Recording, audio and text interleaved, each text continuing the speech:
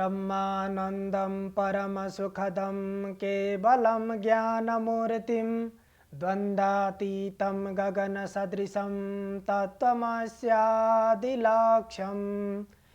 एकं नित्यं विमलविचलं सर्वधि साक्षिभूतं भावातीतं त्रिगुणरहितं सद्गुरुं तं नमामि।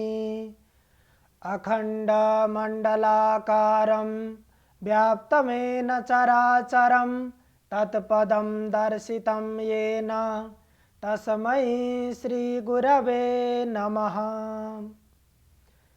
समादरणीय संपूर्ण दर्शकवृन्द, प्रातःकालीन हार्दिक अभिवादन।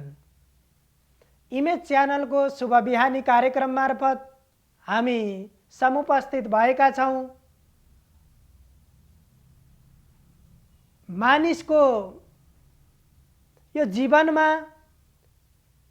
आफ्नो लागि तोकिएका कर्तव्य कर्म गर्नु नै मानिसको अधिकार हो।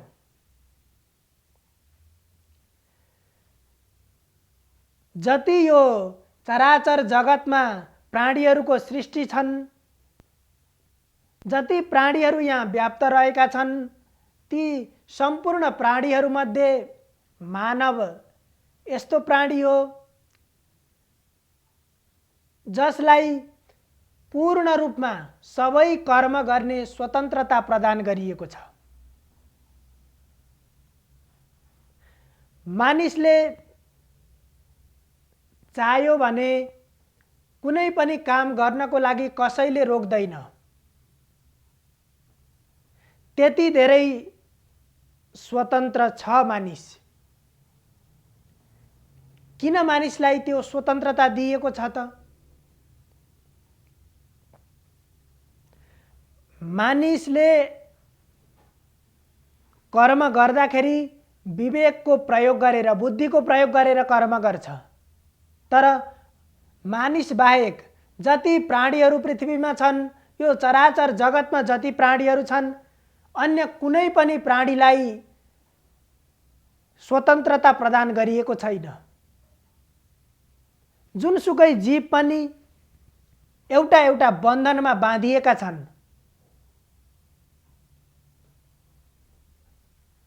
किनभने ती अन्य प्राणीहरूमा त्यो आफ्नो जीवनलाई अगाडि बढाउने, आफ्नो कर्म गर्ने, कसरी अगाडि बढाउने भन्ने विवेक पूर्ण रूपमा हुँदैन। र त्यो बुद्धि मानिसले लिएर आएको छ र त्यसकारण उसलाई बान्नु पर्दैन। जस्तो कि भगवान रामचन्द्रको राज्यको कालमा हामीले राम राज्य भनेर बुझ्ने गर्दछौं। त्यो राम राज्यमा कस्तो थियो भने भगवान रामचन्द्रले राज्य सञ्चालन गरिराख्नुहुन्थ्यो। सम्पूर्ण प्रजाहरूको हितको बाहेक अरू कुनै पनि कर्म त्यहाँ हुँदैन थियो।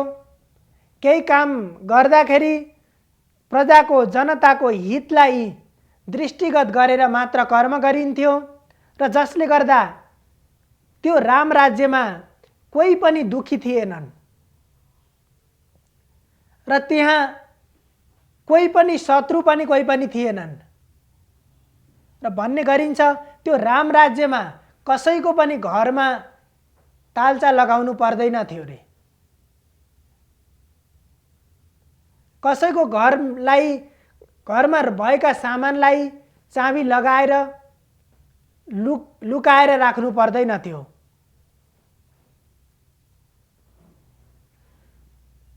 कतिखेर चाबी लगाउनु पर्छ? जब चोरको डर हुन्छ, कसैले हरण गरिदिन्छ कि भन्ने डर हुन्छ, त्यति बेला लुकाएर राख्नुपर्छ। त्यस्तो कुनै पनि शत्रु पक्षको कसैको पनि डर छैन।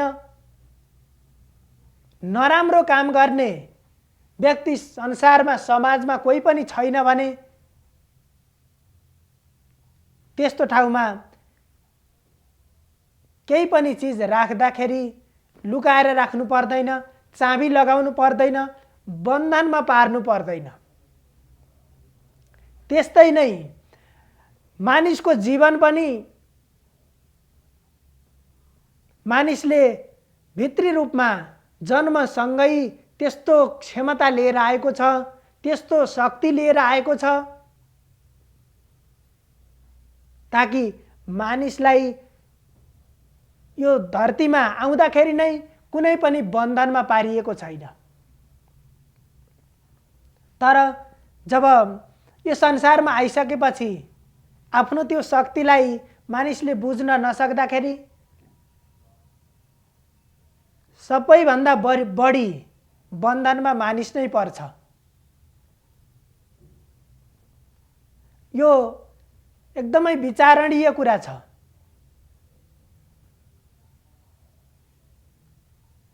सृष्टिकर्ताले मानिसको सृष्टि गरिसकेपछि कुनै पनि काम गर्नलाई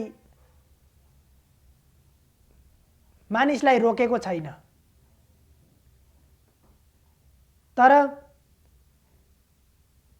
मानिसले त्यो आफूभित्रको शक्तिलाई जागृत गर्न नसकेर जब त्यो वास्तविक शक्ति जागृत हुन्छ तब त्यति बेला त्यही राम राज्यमा जस्तै हाम्रो जीवन पनि त्यस्तै स्वतन्त्र बन्छ, त्यस्तै सुखी बन्छ। यदि हाम्रो राज्यमा दुई किसिमका तत्त्वहरू छन् जहाँ हामीलाई शत्रु पक्षले हामीलाई जहिले पनि डर दिइराखेको हुन्छ, हामीमा दिन रात कहिले पनि हाम्रो मन पूर्ण रूपमा स्वतन्त्र र शान्त हुन सक्दैन, त्यति बेला हामीले आफ्नो जीवनलाई आफै बन्धनमा पारेका हुन्छौँ। र त्यसरी प्राप्त गरेको त्यो स्वतन्त्रतालाई हामीलाई जुनसुकै कर्म गर्ने पनि स्वतन्त्रता दिएको छ। त्यसो भएर आफ्नो त्यो स्वतन्त्रता प्राप्त गर्यौं भनेर हामीले आफ्ना स्वकर्तव्यलाई छोडेर अरू कर्महरूमा प्रवृत्त हुँदाखेरि किन हाम्रो जीवन स्वतन्त्रतासँगै लिएर आएका छौं तापनि हाम्रो जीवन फेरि बन्धनमा किन पर्छ त भन्दा हामीले आफ्नो स्वकर्तव्यलाई छोडेर अरू काममा हामी प्रवृत्त हुँदाखेरि हाम्रो जीवन बन्धनमा पर्छ।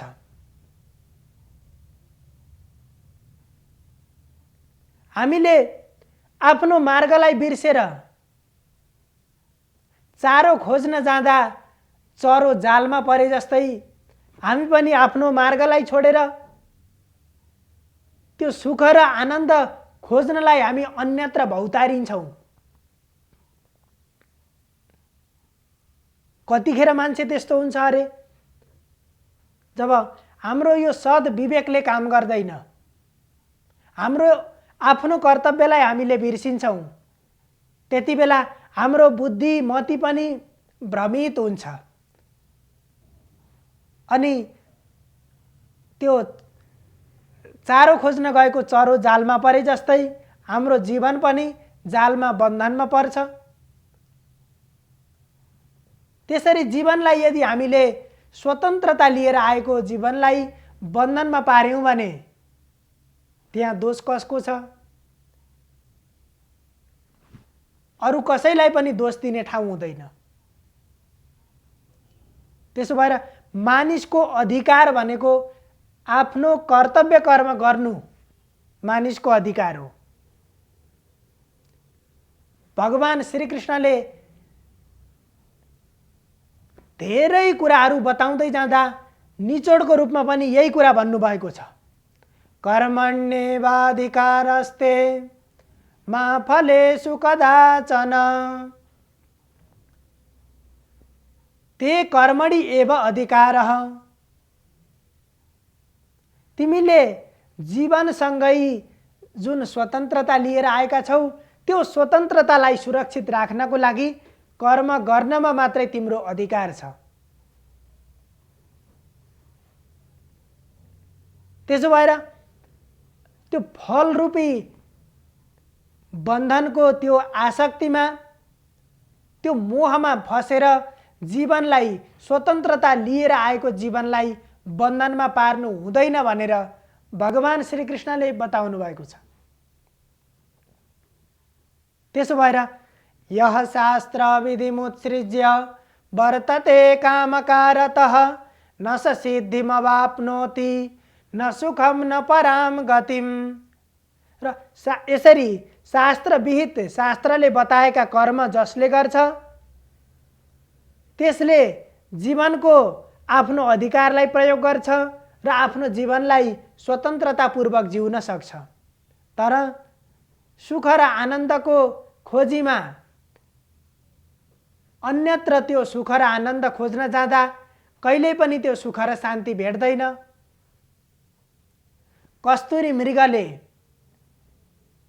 आफ्नै शरीरमा सुगन्ध छ, शरीरबाटै सुगन्ध आइराखेको छ, तर त्यो सुगन्ध मैसँग छ भन्ने कुरा नजानेर अन्यत्र सुगन्ध खोज्न भौतारिए जस्तै मानिस पनि बाहिर अन्य कर्महरूमा प्रवृत्त हुँदा आफ्नो सुख र शान्तिबाट वञ्चित हुन्छ।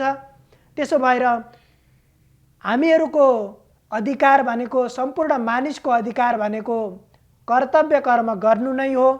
सर्वे भवन्तु सुखिनः, सर्वे सन्तु निरामया, सर्वे भद्राणि पश्यन्तु, मा कश्चित् दुःखभाग् भवेत्। हजुरहरूको दिन मङ्गलमय होस्। धन्यवाद।